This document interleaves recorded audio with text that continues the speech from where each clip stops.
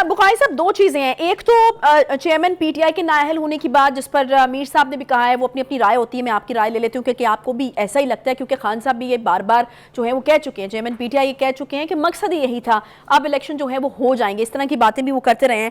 دوسری چیز یہ ہے کہ پی ٹی آئی کے اوپر پابندی، آپ کو لگتا ہے کہ حکومت جو ہے وہ یہ چاہ رہی ہے کہ پی ٹی آئی کے اوپر پابندی لگ جائے؟ اور اگر پی ٹی آئی کے اوپر پابندی لگ جاتی ہے تو آپ کو لگتا ہے کہ پاکستان کا جو پولیٹیکل ایک بیلنس ہے وہ خراب ہو جائے گا؟ دیکھیے، جہاں تک میری اطلاعات کا تعلق ہے، جہاں تک میں منظرنامے کو صحیح طریقے سے جج کر پایا ہوں، کوئی بھی پولیٹیکل پارٹی مین سٹریم کی جو ہے وہ نہیں چاہتی کہ کسی بھی بات کے اوپر پابندی لگے یا کسی بھی پارٹی کو بین کیا جائے. یہ تجربہ ماضی میں ایک دفعہ ہو چکا ہے، لیکن اس کو بھی کسی نے کبھی کوئی ایک اچھا اقدام جو ہے وہ نہیں گردانا ہے. اب بھی میں نے دیکھا کہ مسلم لیگ نون کی لیڈرشپ بھی، پیپلز پارٹی کی لیڈرشپ بھی ببانگ دہل یہ کہہ رہے ہیں کہ ہم پارٹی پر پابندی میں نہیں ہے. اب رہ گیا سوال اس پارٹی کے چیف کا. دیکھیے، ان کے گرد دائرہ تنگ ہو رہا ہے، اس کے بارے میں کوئی ابہام نہیں ہونا چاہیے. 3-4 اور ٹیررزم کے مقدمات میں وہ نامزد ہو گئے ہیں، اور اب دہشت گردی کے حوالے سے جو مقدمات ہیں ان کے خلاف، ان کی تعداد 10 ہو گئی ہے. ان کو عدالتیں بار بار طلب بھی کر رہی ہیں. اسلام آباد میں دفعہ 44 لگی ہوئی ہے، آپ کو معلوم ہے. سیکشن 144 جو ہے وہ نافذ ہے. اور یہ اندیشہ ہے اور یہ خدشہ پی ٹی آئی کے لوگوں کو بھی ہے کہ شاید خان صاحب کی گرفتاری کا وقت جو ہے وہ اب قریب آ رہا ہے. اصل میں یہ گیج کیا جا رہا ہے کہ اگر وہ گرفتار ہوتے ہیں تو ان کی پارٹی کی طرف سے کس قسم کا رد عمل سامنے آ سکتا ہے. اچھا، یہ وہ اہم نقطہ ہے جس کے اوپر ابھی تک کوئی نتیجہ اخذ کرنے میں کامیاب نہیں ہو سکے. لیکن جو 3 مین کیسز تھے ان کے اوپر، جن کے اندر آج تک عدالتوں میں پیش نہیں ہوئے ہیں، چاہے وہ توشہ خانہ ہے، چاہے وہ فارن فنڈنگ ہے، چاہے وہ ٹیرن خان کی ولدیت کا معاملہ ہے، یہ ان ایشوز کے اوپر انہوں نے ایک بار نہیں بلکہ درجنوں بار عدالت کو ہورنگ کیا ہے. ابھی حال ہی میں آپ کو معلوم ہے کہ ایک فیصلہ ہوا تھا کہ یہ توشہ خانہ کیس جو ہے یہ قابل سماعت ہے. اس کے اوپر 2 دفعہ وہ اپیل میں جا چکے ہیں. ایک دفعہ یہ کیس ریمانڈ ہوا تھا، اس کے بعد دوبارہ عدالت میں لگا ہے، لیکن آپ نے دیکھا کہ وہ پھر اس کے باوجود کہ وارنٹ گرفتاری کی بات تک بات پہنچ گئی تھی، وہ اس کے باوجود عدالت میں نہیں گئے ہیں، اور انہوں نے فیصلے کو بھی ہائی کورٹ میں جو ہے وہ چیلنج کر دیا ہے. تو اگر یہی رویہ رہتا ہے تو الٹیمیٹلی اگر ان کی گرفتاری دہشت گردی کے ہوگی تو پھر کا جو معاملہ ہے ایک طرف رہ جائے گا. اب دیکھنا یہ ہے کہ کیا گورنمنٹ سمجھتی ہے کہ صحیح وقت آ گیا ہے کہ اس پارٹی چیف کے اوپر جو ہے وہ ہاتھ ڈالا جائے، یا وہ کس انتظار میں ہے. میرا ذاتی اور یہ کرنا بھی کیا حکومت خود ہی چاہتی ہے؟ بخاری صاحب، انتخابی اصلاحات کے حوالے سے آج بڑی اہم خبر ہے. الیکشن سے پہلے حکومت ایک بڑے پیمانے پر یہ اصلاحات جو ہے وہ چاہ رہی ہے.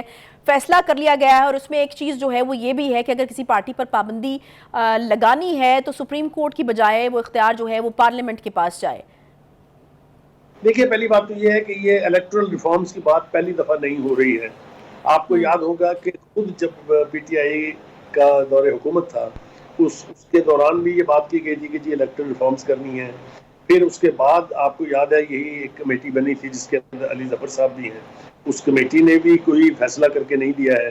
اب ہم سن رہے ہیں 70 کے قریب جو ہے الیکٹرل لاز میں 2017 کے امینڈمنٹس کی جا رہی ہیں، اور ان میں سے ایک کا حوالہ وہی ہے جس کا ذکر آپ نے کیا ہے کہ یہ اختیار جو ہے نہ سپریم کورٹ کے پاس ہوگا نہ الیکشن کمیشن کے پاس ہوگا، بلکہ یہ اختیار جو ہے وہ پارلیمنٹ کے پاس ہوگا. اب ان ترامیم کے حوالے سے ہم نے دیکھا کہ پی ٹی آئی کا رویہ یہ ہے کہ انہوں نے تو بائیک آؤٹ کر دیا ہے اس کمیٹی.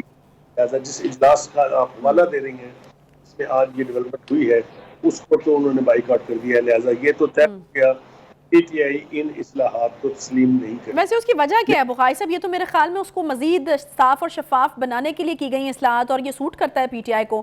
اگر وہ یہ دعویٰ کرتے ہیں کہ ہم لوگ تو اس وقت چھائے پڑے عوام نے ہمیں ووٹ دینے ہیں، تو اصلاحات ہوں گی، صاف اور شفاف الیکشن ہوگا، ان کو سوٹ کرنا چاہیے. دیکھیے، میرے خیال سے پی ٹی آئی کی لیڈرشپ یہ سمجھتی ہے کہ پیپلز پارٹی اور نون لیگ مل کے، اور یقینی طور پہ مولانا فضل الرحمان کی جماعت جے یو آئی بھی مل کے کچھ ایسا کار وضع کر رہے ہیں جس میں پی ٹی آئی کو مائنس کر دیا جائے یا پی ٹی آئی مائنس ہو جائے. ان کا خدشہ ہے، ان کو یہ حق پہنچتا ہے کہ ان کو یہ خدشہ ہو، لیکن اس کا طریقہ کار یہ تھا کہ وہ اس پارٹی کی میٹنگ میں شامل ہو کے ان اصلاحات، ان امینڈمنٹس کو ہونے سے روکتے. لیکن انہوں نے ماضی کے رویے کی طرح سے ایک بار پھر جو ہے بائیک آؤٹ کر دیا ہے.